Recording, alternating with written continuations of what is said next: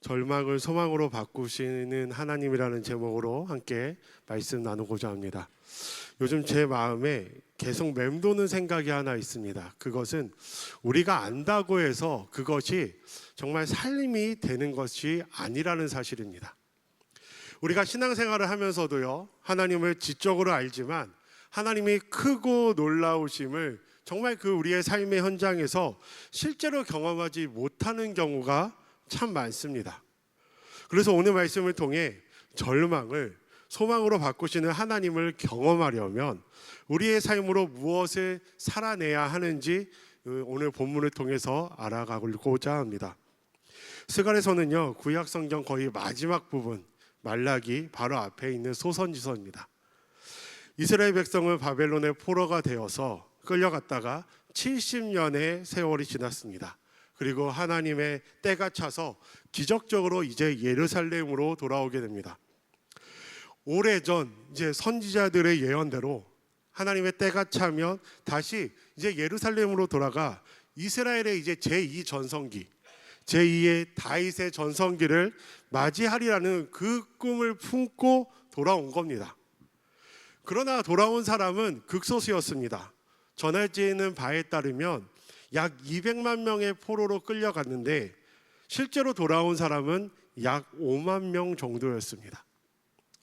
그리고 돌아온 지 불과 2년 만에 아직 자기들의 삶조차 정착되지 않은 상황에서 그들은 놀라운 결단을 합니다. 그것은 하나님을 예배할 성전을 다시 짓겠다라는 결단입니다. 그런데 불행하게도 그 공사는 시작한 지 2년이 채 지나지 않아 중단되고 맙니다. 여러 가지 이유가 있었지만 그중 하나는 주변 세력들, 특히 사마리아 사람들의 방해였습니다. 처음 돌아올 때는 믿음으로 돌아오면 이제 이방 민족들이 오히려 예물을 가지고 찾아와 도와줄 거라고 기대했는데, 그러나 방해와 그리고 좌절만 계속되자 그들의 마음속에 이런 질문이 자라나기 시작합니다. 하나님이 우리를 기억이나 하실까? 바로 그 자리에서 하나님은 한 선지자를 보내십니다. 많은 선지자 가운데 하필 스가랴를 보내신 것은 우연이 아닌 것 같아요. 왜냐하면 스가랴라는 이름의 뜻은 여호와께서 기억하신다입니다. 하나님은 백성들이 하나님이 우리를 잊으셨을까 묻는 바로 그 자리에 이름 자체로 하나님이 기억하신다고 말하는 선지자를 보낸 겁니다. 우리가 함께 읽은 본문은 스가랴에서 나오는 8환상 중에 3번째 환상입니다. 우리가 스가랴서를 두고 많은 분들이 오해하는 것은 스가랴서의 주제가 마치 성전 건축인 것처럼 생각하는 겁니다. 그러나 스가랴서의 진짜 주제는 그게 아닙니다. 주제는 장차 오실 메시아를 통해 이루실 하나님의 나라입니다. 어둠을 깨치고 하나님께서 장차 여실 새 시대에 대한 하나님 메시지가 스가랴서 주제입니다. 1장에서 하나님은 붉은 말을 타신 이가 오셔서 장차 회복시켜 주실 것이라는 환상을 이미 보여주셨습니다. 그리고 우리가 함께 읽은 본문 2장 환상은 그 회복의 약속이 어떻게 성취되어 가는가를 확신시켜주는 가정을 기록한 겁니다. 제가 오늘 본문을 택한 이유가 여기 있습니다. 하나님의 약속하신 회복이 어떻게 하면 우리의 삶 속에서 실제로 정말 이루어지는 것을 경험할 수 있는가, 그 답을 오늘 본문에서 배울 수 있기 때문에 그렇습니다. 하나님의 회복의 역사를 경험하는 삶의 그 첫 번째 답은 이것입니다. 하나님을 제한하지 말라는 겁니다. 하나님은 인간이 아닙니다. 이스라엘 백성들의 고향으로 돌아왔음에도 불구하고 정말 하나님의 회복을 경험하지 못한 이유가 무엇일까요? 그들은 인간적인 안목으로만 상황을 봤습니다. 그들은 스스로 단정지었습니다. 이런 일은 하나님도 할 수 없다. 어쩔 수 없다고. 성전은 폐허가 되었고요. 예루살렘 성벽은 완전히 무너졌습니다. 아무도 그들을 보호해 줄 수 없는 상태입니다. 그 현실 앞에서 그들은 하나님마저도 스스로 제한해 버립니다. 이렇게 자포자기한 백성들에게 하나님은 한 환상을 보여주세요. 오늘 본문 1절에 측량줄 손에 잡은 천사가 등장합니다. 측량줄은 당시 건축할 때 가로와 세로를 재는 도구 중에 하나입니다. 건축할 생각도 없으면서 자리에 들고 나가 땅을 재는 사람은 없습니다. 하나님이 속히 그 일을 이루시리라는 긴박함을 이 환상이 먼저 말해주고 있습니다. 그리고 곧 이어 4절에 또 다른 천사가 앞서간 천사를 따라가 이야기합니다. 4절에 예루살렘은 그 가운데 사람과 가축이 많으므로 성각 없는 성읍이 될 것이라 얘기하십니다. 하나님이 지으실 예루살렘의 성읍은 너무나 크기 때문에 사람이 재는 정말 성벽의 윤곽 자체가 필요 없다는 것을 말해주고 있습니다. 그리고 5절에 하나님이 약속하세요. 5절에 내가 불로 둘러싼 성곽이 되며 그 가운데서 영광이 되리라 하십니다. 당시 성곽은 곧 안전입니다. 그런데 성곽이 없으면 어떻게 될까요? 그런데 하나님이 얘기하십니다. 사람이 쌓은 성곽이 아니라 하나님 자신이 불처럼 그 성을 둘러 보호하시는 성곽이 되어 주시겠다고 약속하십니다. 이 말씀에서 하나님은 우리가 반드시 배워야 할 한 가지 태도를 얘기해 주십니다. 그것은 삶의 초점을 옮기라는 겁니다.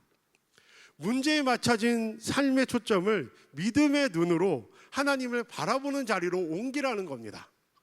자꾸 환경을 바라보는 것이 아니라 그 환경을 주장하고 계시는 불가능이 없으신 그 하나님만 바라보라는 겁니다. 회복이 필요하십니까? 그렇다면 믿음으로 보는 훈련이 필요합니다. 히브리서 11장은 믿음을 이렇게 정의합니다. 믿음은 바라는 것들의 실상이요 보이지 않는 것들의 증거니. 근데 쉬운 성경에 보니까 이렇게 해석합니다. 믿음은 우리가 바라는 것들에 대하여 확신하는 것입니다. 또한 보이지는 않지만 그것이 사실임을 아는 것입니다.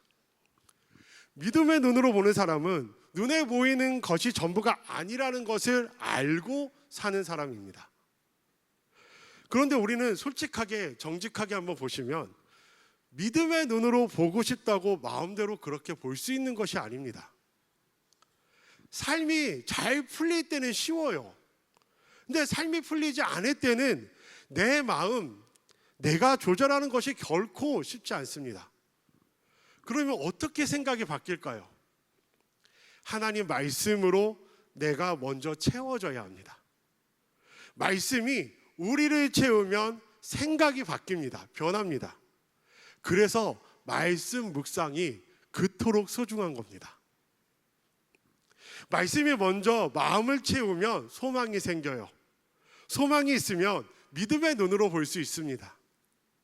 구약 성경에서 소망을 나타낼 때 자주 쓰인 히브리어 단어가 티크바입니다. 근데 여호수아 2장에서 라합이 창에 매어 내린 붉은 줄도 같은 어근의 단어입니다. 꼬아서 하나로 결합하다. 뜻에 담고 있는 이 단어처럼 성경이 말하는 소망은 그저 앞으로 다 잘 될 거야 이런 막연한 기대가 아니라 하나님과 나 사이에 결코 풀리지 않는 줄이 메어지는 것에 가깝습니다. 소망이 있으면 우리는 하나님과 분리된 상태가 아니라 그분과 함께 묶인 상태가 되는 겁니다. 우리에게 익숙한 이사야 40장 31절에 오직 여호와를 앙망하는 자는 새 힘을 얻으리니 독수리가 날개치며 올라감 같을 것이요. 여기서 앙망하다는 말도 이 티크바입니다. 하나님 안에 소망을 두면 그분과 묶이고 그분이 독수리처럼 날개치며 차고 오를 때 우리도 함께 오를 수 있는 그 능력을 맛보게 된다는 겁니다. 지금 나를 짓누르는 상황이 있으십니까? 그 문제만 바라보며 이미 마음속에 하나님도 어쩔 수 없다고 결론 내려놓지는 않으셨습니까? 오늘 우리가 먼저 회개해야 할 것이 있다면 바로 이겁니다. 하나님을 내 상황보다 작게 만든 그 좁은 믿음입니다. 오늘 여기서 내려놓으셔야 합니다. 하나님의 회복되게 하려면 하나님을 제한하지 말아야 합니다. 그러기 위해서 믿음의 눈으로 보는 것을 통해 소망을 가져야 합니다. 그리고 더 나아가 두 번째로 필요한 태도가 있습니다. 그것은 하나님이 새 일을 행하시도록 인도하심에 순종하는 겁니다. 너무나 당연한 원리죠. 근데 하나님이 아무리 나에게 큰 비전을 보여주셔도 그 일이 실제로 일어나지 않는 이유가 무엇일까요? 순종이 따르지 않기 때문입니다. 본문에서도 천사의 비전을 보여주십니다. 측량줄 환상 직후에 하나님의 인도하심에 순종하라고 얘기하세요. 하나님은 곧바로 순종을 촉구하셨습니다. 6절과 7절을 한번 보시면, 오라 너희는 북방 땅에서 도피할지어다 여호와의 말씀이니라. 이는 내가 너희를 하늘 사방의 바람같이 흩어지게 하였음이니라. 여호와의 말씀이니라. 바벨론 성에 거주하는 시온아, 이제 너는 피할지니라. 여기서 짚어야 되는 것이 있습니다. 이 말씀을 처음 받은 청중은 두 부류입니다. 이미 예루살렘으로 돌아온 사람들, 그리고 조사가 내려졌음에도 불구하고 여전히 바벨론에 남아있는 사람들입니다. 스가랴가 활동했던 시기에도 바벨론에는 여전히 많은 유대인들이 정착해 살고 있었기에 이 말씀을 먼저 그들 곧 아직 결단하지 못하고 그 땅에 안주해 있던 사람들을 향한 실제적인 부르심입니다. 속히 나오라, 하나님의 절박한 외침이었습니다. 그런데 이 말씀은 거기서 멈추지 않아요. 이미 돌아온 사람들에게도 같은 울림으로 다가옵니다. 왜일까요? 그들은 이미 16년 전에 하나님이 얼마나 크신 분인지를 이미 경험했던 사람들입니다. 이방 왕 마음마저 움직이는 그 하나님을 보았습니다. 그런데 잊었어요. 시간이 지나면 은혜도 잊혀집니다. 우리도 그렇게 살고 있지 않으십니까? 처음 하나님을 만났을 때 그 감격, 지금도 그대로 남아 계십니까? 그래서 이 말씀은 오늘 우리에게 두 겹으로 다가옵니다.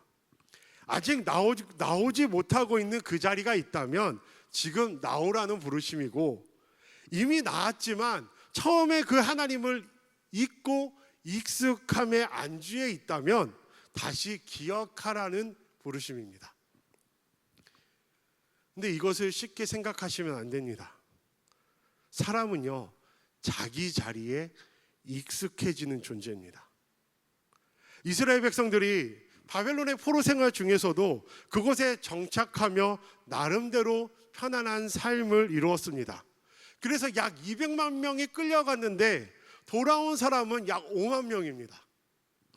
우리 삶도 다르지 않습니다. 그 자리가 아무리 힘겨운 자리고 그 자리가 아무리 어려운 자리라도 우리는 익숙해집니다. 박차고 일어나라는 부르심에 순종하는 것이 우리가 생각하는 것만큼 쉬운 일은 아닙니다. 그렇다면 하나님이 진정으로 원하시는 순종이 뭘까요? 그것은 5절에 그 답이 있습니다. 하나님은 성벽 없는 예루살렘 성을 짓겠다고 얘기하십니다. 나의 행복만을 위해 사는 삶을 넘어서서 하나님 꿈에 동참하는 삶을 살라는 것입니다. 예루살렘을 재건하고 성벽을 쌓아 자기네들끼리만 안전하게 사는 그 작은 꿈을 버리고 하나님의 꿈을 품으라는 겁니다. 11절에서 이것을 확인시켜 줍니다. 11절에 그날에 많은 나라가 여호와께 속하여 내 백성이 될 것이요 라고 얘기하십니다. 하나님이 계획하신 예루살렘은 이스라엘 백성끼리만 잘 사는 나라가 아니었습니다. 열방이 주께 돌아와 예루살렘은 이스라엘 백성들끼리만 잘 사는 나라가 아니라 하나님의 백성이 되는 그날, 그것이 하나님이 꿈꾸는 참된 회복이었습니다. 회복을 기다리며 우리에게도 필요한 순종이 이것입니다. 나의 꿈을 내려놓고 하나님의 꿈을 우리가 품는 겁니다. 지금 당장 내 삶도 사실 버거운데 하나님 나라를 생각하는 것이 사치처럼 느껴지십니까? 근데 오히려 그 반대일 수 있습니다. 하나님이 우리를 회복시키기 원하시지만 우리가 그 회복을 받아 무엇을 해야 할지 알지 못하기에 하나님이 기다리고 계신 것일 수 있습니다. 사무엘의 어머니 한나를 기억하시나요? 그녀는 태가 열리지 않아 하나님의 회복이 절실했습니다. 성전에서 이렇게 서원합니다. 만군의 여호와여, 만일 주의 여종의 고통을 돌보시고 나를 기억하사 주의 여종을 잊지 아니하시고 주의 여종을 아들을 주시면 내가 그의 평생에 그를 여호와께 드리고. 한나는 아들을 갖고 싶다는 기도만 드리지 않았습니다. 그 아들을 하나님께 드리겠다고 서원합니다. 우리도 이렇게 기도했으면 좋겠습니다. 하나님, 저를 회복시켜 주시면 저의 행복과 정말 만족만을 위해서가 아니라 하나님 나라가 이 땅에 임하는 그 일에 쓰임받는 인생으로 저를 회복하게 해달라고. 하나님의 꿈을 품는 것, 그것이 회복의 열쇠입니다. 이제 순종을 원하시는 하나님의 마음을 이해해야 합니다. 그 마음을 모르면 순종은 억지로 감당해야 할 무거운 짐이 됩니다. 근데 그 마음을 알면 순종마저 기쁨이 된다라는 겁니다. 8절을 보십시오. 8절에 너희를 범하는 자는 그의 눈동자를 범하는 것이라 라고 얘기하십니다. 배경은 이렇습니다. 이스라엘이 불순종했어요. 하나님은 바벨론을 이제 도구로 삼아서 그들을 징계하십니다. 포로로 내보내셨어요. 그런데 하나님은 그때 자신의 눈이 상했다고 지금 얘기하십니다. 눈이 아프면 온몸이 아픕니다. 바벨론이 이스라엘 백성들을 끌고 갈 때 하나님은 야, 너 말 잘 안 듣더니 잘 됐다라고 여기신 게 아닙니다. 백성이 겪는 고통보다 하나님은 더 아파하셨습니다. 순종의 자리에 서지 못해 회복이 지연될 때 나만 고통당하고 하나님은 모르신다고 생각하지 마십시오. 하나님은 우리보다 더 아파하고 계십니다. 그 사실 기억하며 순종의 자리로 돌아서셔야 합니다. 순종이 쉽다는 말이 아닙니다. 순종은요, 희생이라는 것을 요구합니다.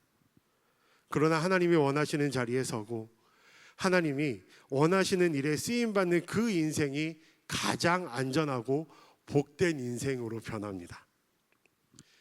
지금 익숙하게 머물러 있는 그 자리는 결코 안전한 자리가 아닙니다.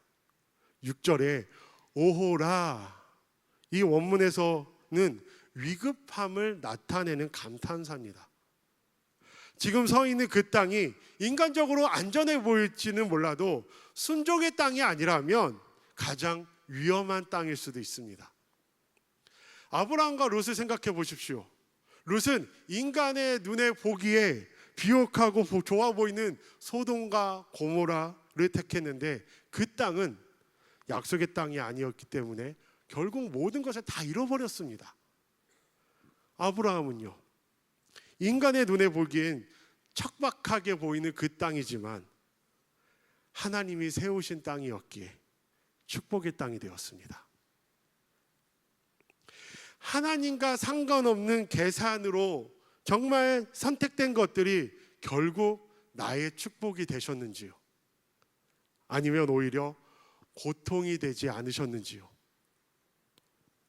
희생이 따를지라도 하나님이 원하시는 곳에 순종할 때 하나님께서 책임지시고 회복을 이루신다라는 것입니다. 세 번째로 필요한 태도가 있습니다. 세 번째는 실수가 없으신 하나님께 회복의 시기를 온전히 맡기고 인내하는 겁니다. 예루살렘으로 돌아온 이스라엘 백성은 이미 하나님의 기적을 경험한 사람들입니다. 나라를 잃고 포로로 끌려갔던 그들이 70년 만에 이제 고향으로 돌아왔습니다. 하나님을 알지 못했던 고레스 왕의 마음마저 움직이신 그 크신 하나님을 그들은 두 눈으로 목격합니다. 그런데 사람의 연약함이 여기 있습니다. 한 번 기적을 경험했다고 그 다음 완성까지는 자연스럽게 기다릴 수 있는 것이 아닙니다. 이스라엘 백성은요, 이미라는 기적을 경험했지만 장차 정말 이루어질 완성을 확신하며 기다리지 못했습니다. 그래서 낙심하고 말았습니다. 그래서 11절과 12절에 하나님은 다시 한번 장차 이루실 약속을 확정하십니다. 우리 함께 11절 12절 함께 읽어보겠습니다. 함께 읽겠습니다. 그날에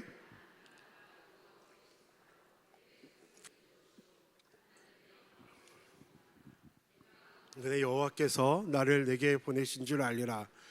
여호와께서 장차 유다를 거룩한 땅에서 자기 소유를 삼으시고 시 예루살렘을 택하시리니. 이미 이루신 그 약속을 기억하며 장차 이루실 그 하나님을 신뢰하고 기다리라는 것입니다. 우리도 다르지 않습니다. 우리도 이미와 그리고 장차 그 사이에 살아갑니다.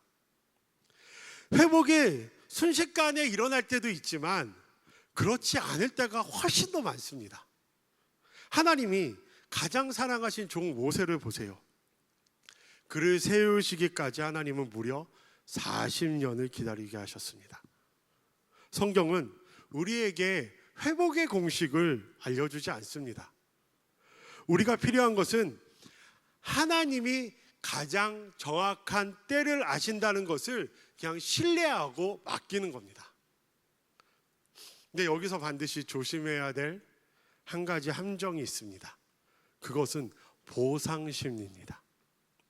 내가 이만큼 희생했으니, 내가 이만큼 열심히 했으니 하나님도 나에게 이만큼 해주셔야 된다는 겁니다. 200만 명 중에 5만 명이 돌아온 그들의 마음속에는 우리가 이렇게 희생하고 돌아왔으니 하나님이 정말 특별히 갚아주셔야 한다는 보상심리가 있었습니다.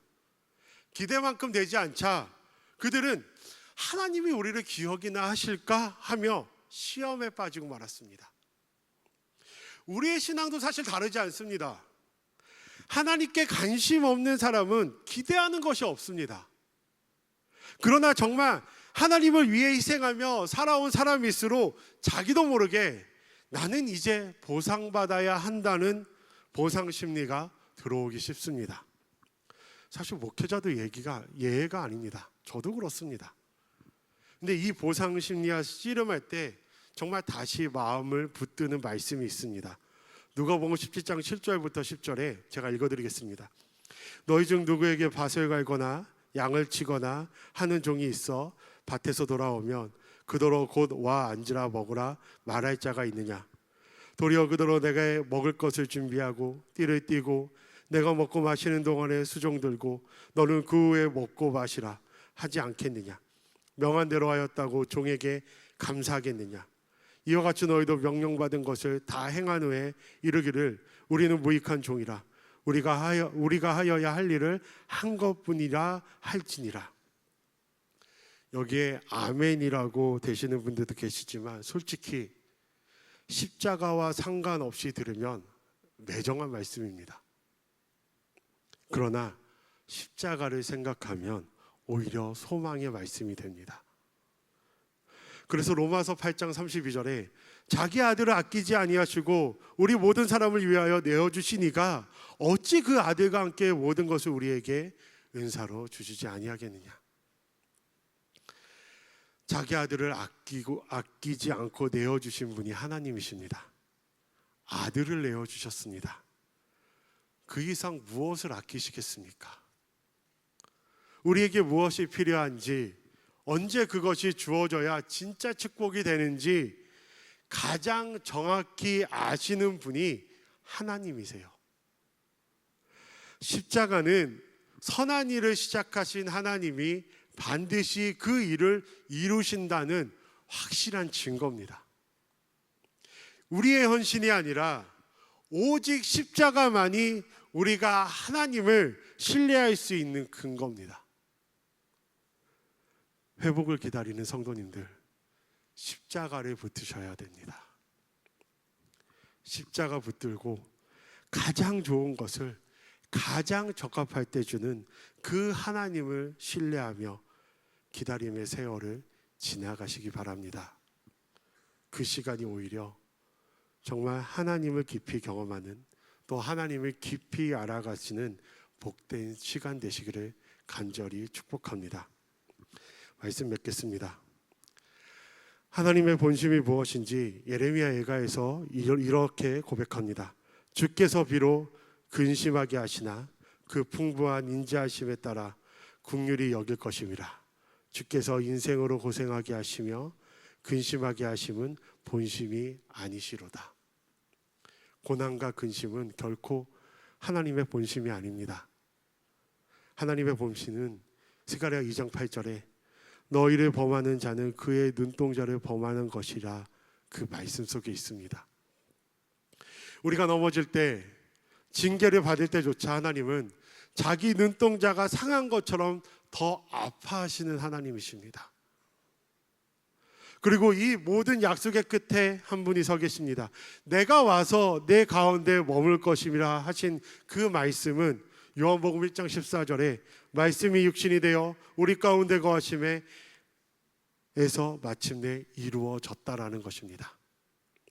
사람의 손으로 지은 성전이 아니라 하나님이 사람이 되어 우리 가운데 오신 겁니다. 우리가 오늘 기다리는 회복은 사업의 회복이나 관계의 회복 그 자체의 목적이 아니라, 그 모든 회복은 궁극적으로 예수 그리스도 안에서 하나님이 우리와 함께 하시는 그 완성을 향해 있습니다. 이 하나님의 마음을, 이 십자가의 사랑을 진정으로 깨달았다면 우리는 무엇을 해야 될까요? 내 눈에 보이는 상황 안에 하나님을 가두었던 그 좁은 믿음, 회개해야 합니다. 내가 안주했던 그 익숙한 자리, 나 중심적인 이기적인 성벽 쌓기 멈춰야 합니다. 내가 이만큼 신했으니 하나님도 이만큼 해주셔야 한다는 그 보상심리 내려놔야 합니다. 하나님의 마음을 알면 이 기다림의 시간이 오히려 은혜의 시간으로 변할 수 있습니다.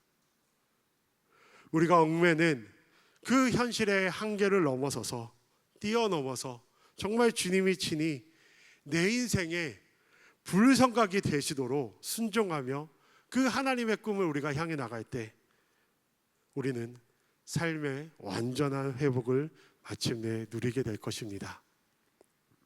여호와께서 기억하신다는 그 이름으로 말씀하셨던 하나님이 오늘 이 자리에 있는 우리를 결코 잊지 않으십니다. 우리를 기억하고 계십니다. 우리 함께 찬양하고 기도하겠습니다.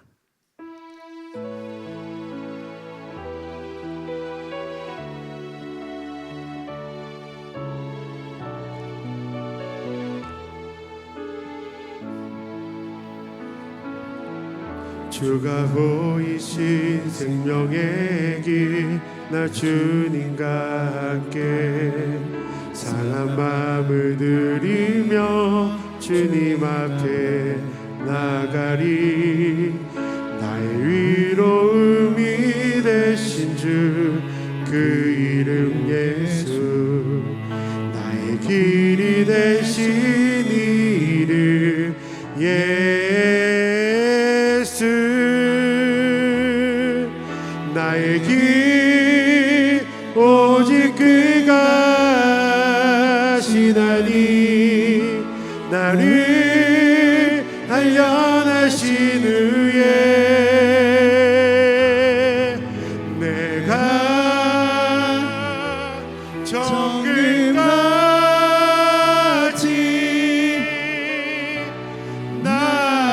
나오리.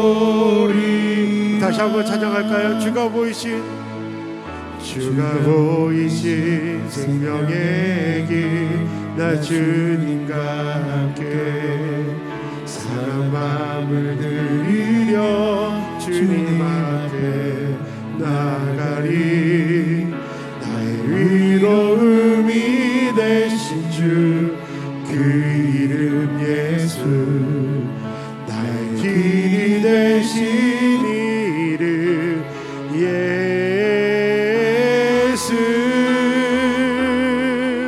나의 길 오직 그가 하시나니, 나를 단련하신 후에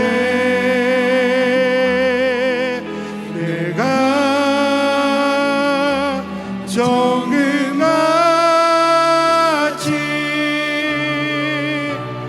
나오리. 나의 길 오직 그가 하시다니, 나의 길 오직 그가 하시다니, 나를 단련하신 후에 내가 정금같이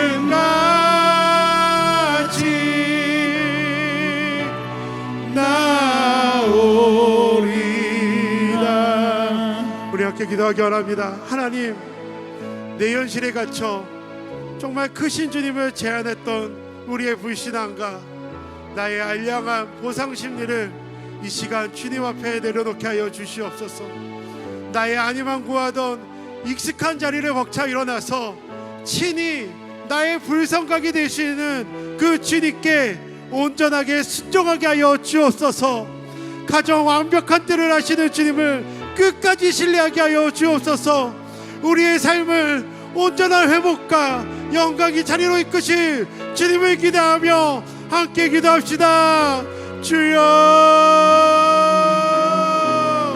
살아계신 하나님 아버지, 아버지 이 시간 우리 가운데 임재하셔서 아버지 우리의 심령을 만져주시옵소서.